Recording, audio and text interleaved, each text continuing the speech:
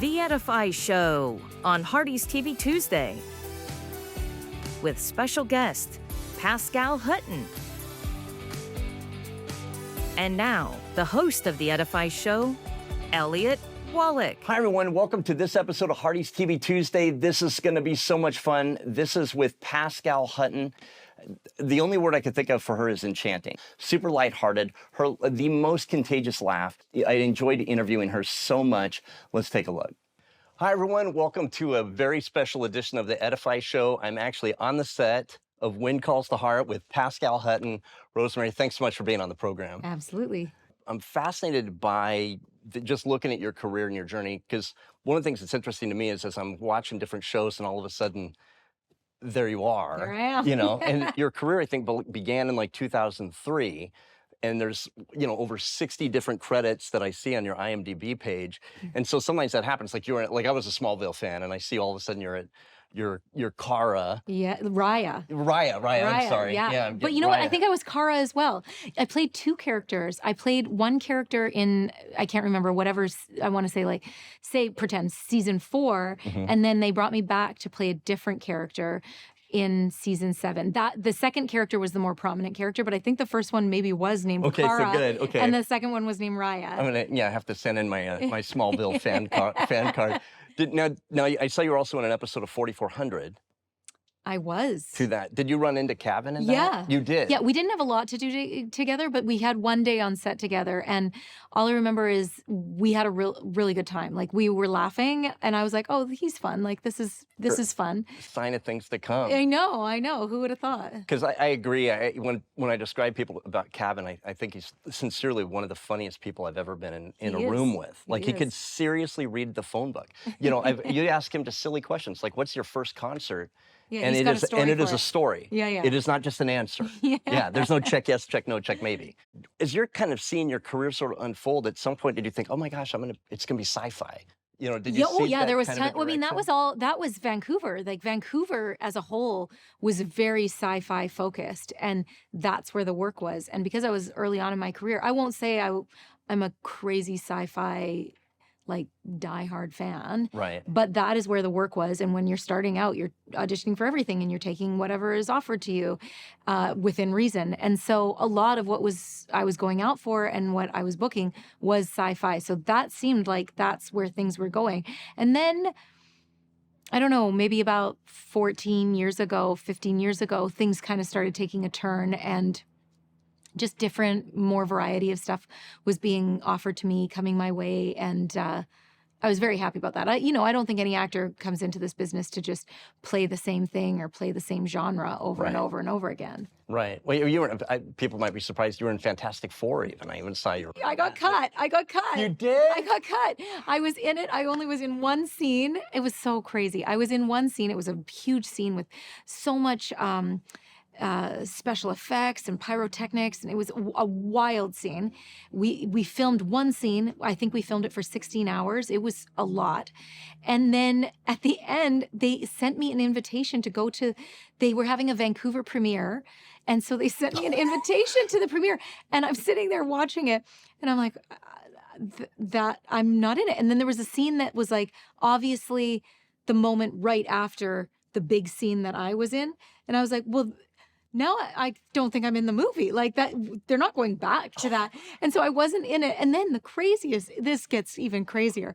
Then I'm there with my husband. We're watching the credits roll. And I want to say I'm like 5th or 6th in the credits. No way. And I'm like, I'm not even in the movie. And I'm like way up there in the credits. Wow. Yeah, very funny. And that movie wasn't really received as well. Was not. Maybe it's a good thing I was cut. Well, I know, but maybe it would have been had they... Oh, I feel like that's maybe overstating my influence. I've never wanted a deleted scene of another movie in my DVDs more than to see that. Is there a way that anybody can even see it? I mean, I don't think so. I've never seen it myself. But you know what? I still get residual checks from it. Nice. Found that. Nice job.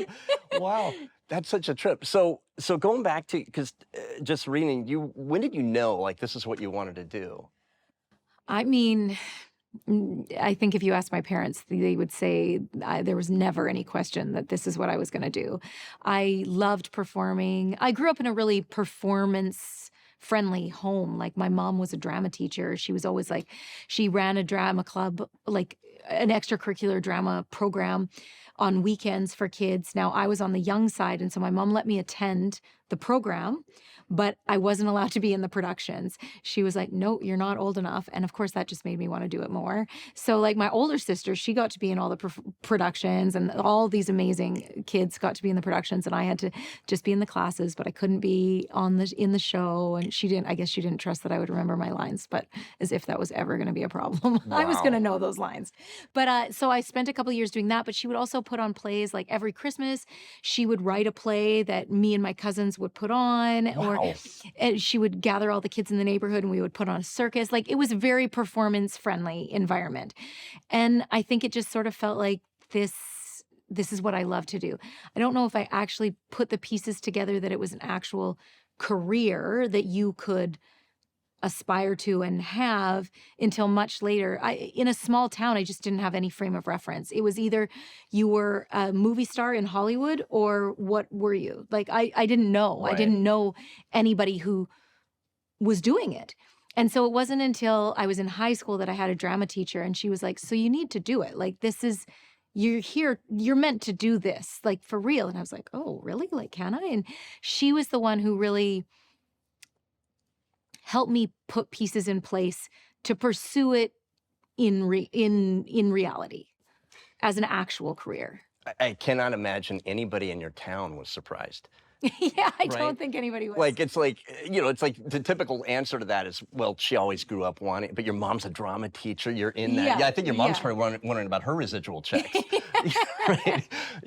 But did she end up in the business too, or you were the only? My oldest sister, totally not a performer, like would be completely outside her comfort zone. She didn't like to be center of attention or anything. So her, absolutely not. But my middle sister, she went into dance, and so dance has become kind of a main focus for her life. Really? Mm-hmm. It's a really very artistic family. Yeah. And then that did that. So when you actually started, then you did it and you got your first role, was that the moment that your mom, like, I'm just so curious what your mom's experience was when you called her and said it happened, or? Well, they were really excited. When I was in university, I got a job, summer stock kind of theater, for just the summer months when I was out of university. And I was blown away. I was getting paid $535 a week. And I thought I had hit the big time. I was like, I can't even believe I'm getting paid to do this. I would have done it for free. Easily, right. I would have done it for free. And so that was amazing. I think for all of us, we were like, oh my gosh, you're doing it. Like you're not waiting tables. You're like performing and you're making money. Like, this is fantastic. And so and then that was like my first real job with a paycheck. And then I graduated from university, and oddly enough, I shouldn't say oddly enough, but I didn't get the program I did was a theater program. I didn't get any theater offers right away. I auditioned a lot, didn't get any offers right away. And then the only person who we did, like, as a theater class, we did auditions for theater directors all across Canada. One of the people we auditioned for was an agent from Calgary. And that was the one bite that I got. Out of all these auditions, this agent contacted me and said, I would like to represent you. I'd like to send you out for film and TV. And I thought, well, I'm a theater actor, but okay, whatever. Like, and my sister was actually like, you really should. Like, if for no other reason, like maybe you can book a commercial and make some good money. Like, that would be a good thing. So I thought, oh, sure. And she started sending me out on auditions. And actually my very first audition that I went to was for a horror movie. And I ended up booking the role. And it was for a supporting lead, which was a pretty big get for your first audition.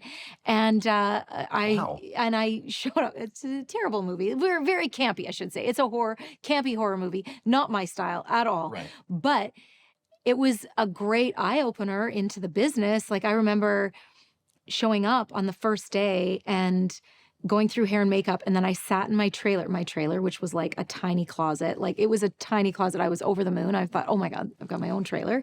Right. And sat there for, I think, 7 hours before they used me. Then I get called to set. Now I'm thinking, oh, I'm getting called to set because we're going to start rehearsals because I'm a theater actor. So I'm like, oh, we're going to rehearse. Maybe we'll rehearse the whole movie. I don't know. And I don't know how to read a call sheet. So I didn't know what scene we were filming. So I just show up at like all like bright-eyed and bushy-tailed, like, okay, like, let's do this. And they were like, Pascale, you need to stand there. Okay, rolling, action. And I was like, what is happening? I was like, I don't even know what scene we're filming. Like, I don't know what to do. The camera's going. The other actress is like walking down. She's looking at me and she says something. And I was like, oh, I actually don't know what's happening right now. And so I went, I mean, I would love to talk to this actress now to see if she remembers this moment, because she was the lead in the thing. And I went up to her after that first take and I was like, I don't know what we're doing right now. Can you please tell me what scene this is and what I'm supposed to do? And she was like, it's okay. Just stand against that wall on your mark. That's that thing on the ground. That's your mark. Stand there. And then you're just going to look at me and give me a dirty look. Fortunately, I didn't have any lines in it.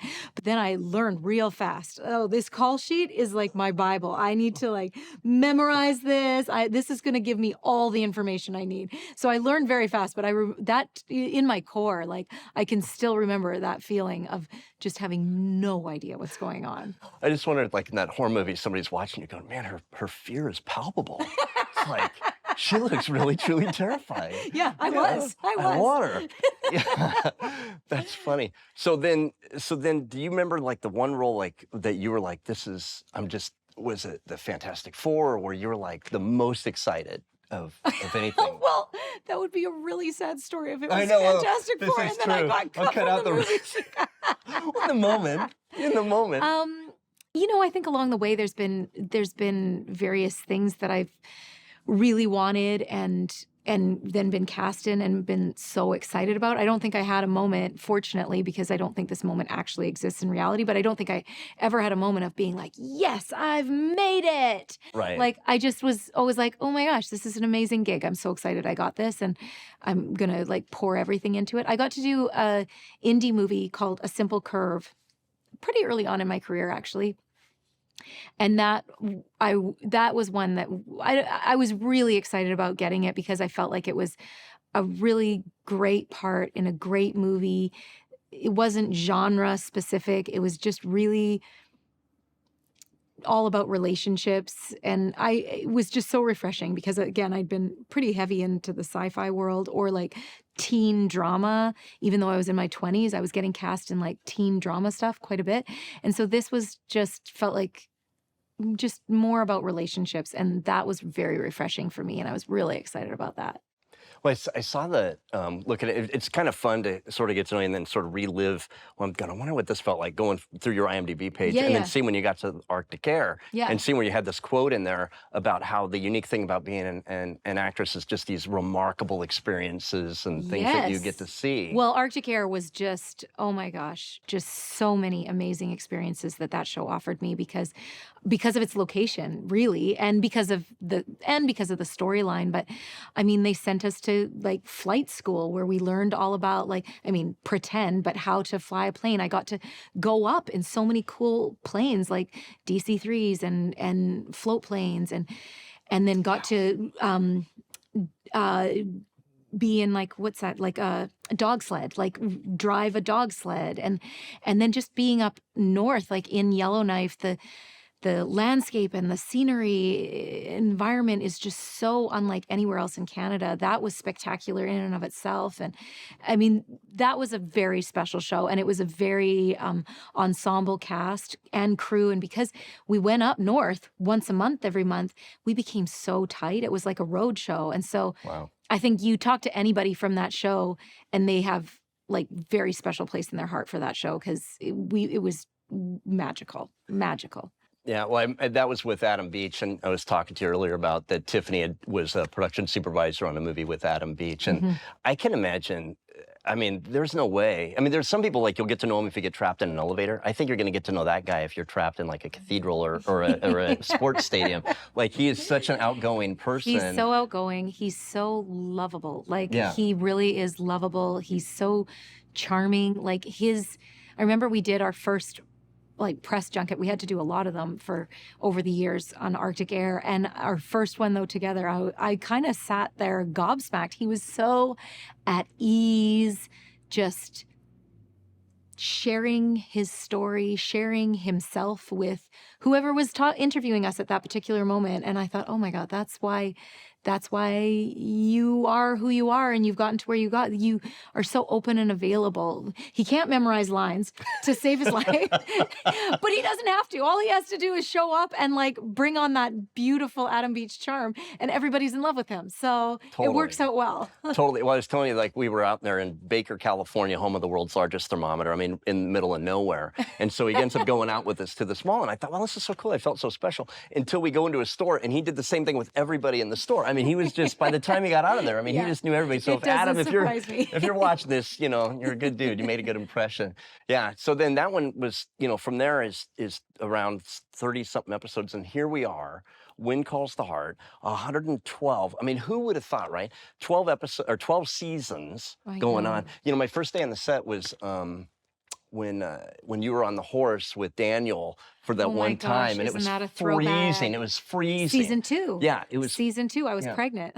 Yes, that's right. Yeah, that's right. Yeah, pregnant. Have they thought about making a fertility clinic out of this place? I mean, I know. Oh my gosh. I know. Oh everybody's, my gosh. you know, So many babies.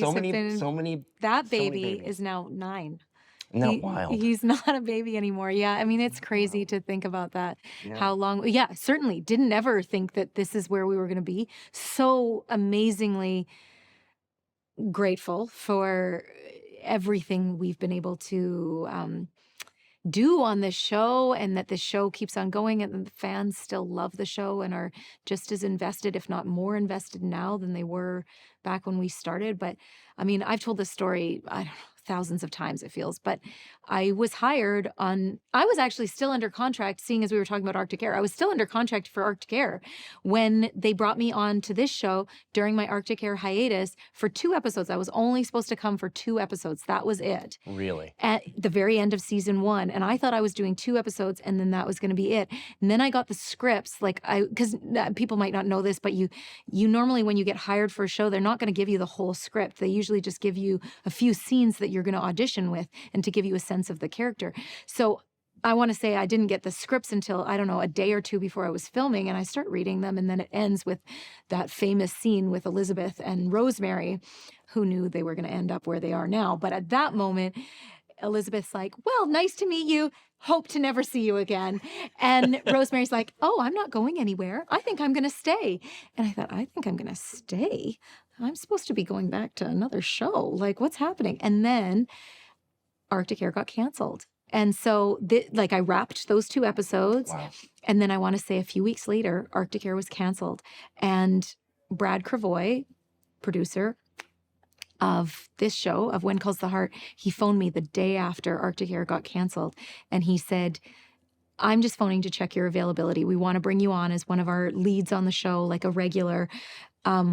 Are you available? And I was like, well, I am now. My show was just canceled 24 hours ago. Wow. Have you ever told that before? That's incredible. I have. I've told it a few times. I've told it a few times. But yeah, that's how it all unfolded for me. Like in real time, that's how it happened. That close contact with each other, or like how those events happen. Like it was literally like the show got canceled. He called me the next day.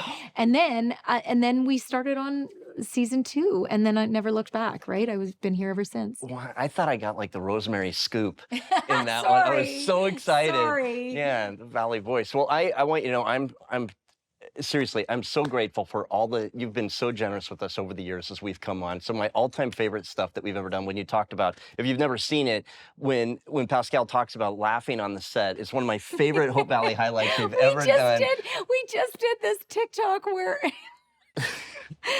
they were asking every cast member, like, who's the cast member who's most likely to, who's the cast member who's most likely to fill in the blank. Like, there were many different ones.